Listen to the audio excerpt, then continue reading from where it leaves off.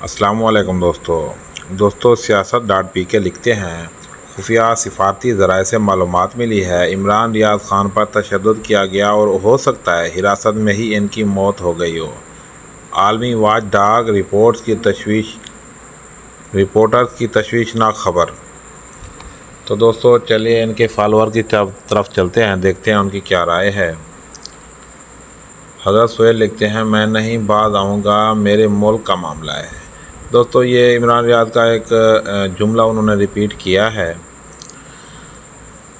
نیچے آئیے امجد اقبال اوان لکھتے ہیں اللہ پاک عمران ریاض خان کو سلامت رکھے، ان کی فیملی کو یہ دن کبھی نہ دیکھنا پڑے، اللہ پاک سب کو اپنی حفظ و امان میں رکھے۔ مکہ میں بیٹھ کر بھائی عمران ریاض خان اور ان کی فیملی کے لیے دعا گو ہوں، اللہ پاک ان کو خیر و عافیت سے زندہ سلامت اپنے بچوں میں واپس لائے۔ طاہر حسین لکھتے ہیں ہاں لانتی فوج کتوں کا شکار نہیں کرتی۔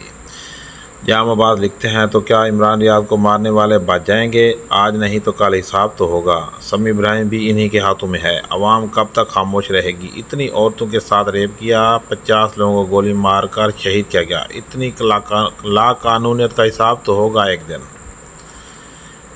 MIR لکھتے ہیں پاکستان تو پھر ملک ہی نہیں، ایک جہنم یا اس سے بھی کوئی بدتر جگہ ہے۔ سیلاب میں بلوچستان اور سندھ کی ہر ضلع میں یہ بندہ پہنچا مدد کے لیے، جہاں کوئی بھی حکومت کا بندہ نہیں پہنچا، اور یہ مردہ ریاست اس کے ساتھ ایسا کر رہی ہے۔ ارشد شریف جس نے ہر جگہ فوج کا دفاع کیا، بعد میں جرنیلوں نے مروا دیا۔ امتیاز حسین لکھتے ہیں کھیل کا آخری راؤنڈ ہمیشہ مشکل ہوتا ہے، بطور قوم اگر ہم مضبوط اور متحد رہے تو فتح انشاءاللہ قوم کی ہوگی۔ پاکستان اونلی لیڈر لکھتے ہیں اس خبر پر پوری قوم میں سے کسی کو بھی یقین نہیں آ رہا، کیونکہ ہمیں اللہ پر یقین ہے۔ میری جان پاکستان لکھتے ہیں میں سمجھتی ہوں ایسی باتیں صرف خوف و ہراس پھیلانے کے لیے کہی جاتی ہیں، دعائیں کرتے رہیں اور اللہ سے اچھی امید رکھیں۔ شیخ سائرہ صاحبہ لکھتی ہیں اللہ پاک رحم کرے آمین۔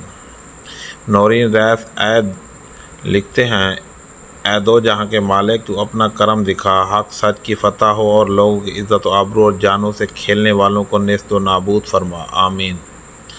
محمد سعید لکھتے ہیں اللہ نہ کرے، رب ذوالجلال سے دعا ہے کہ عمران ریاض صحت تندرستی والی لمبی زندگی عطا فرما، اللہ تعالیٰ ظالموں کے چنگل سے بحفاظت اپنے اہل و عیال سے ملا آمین۔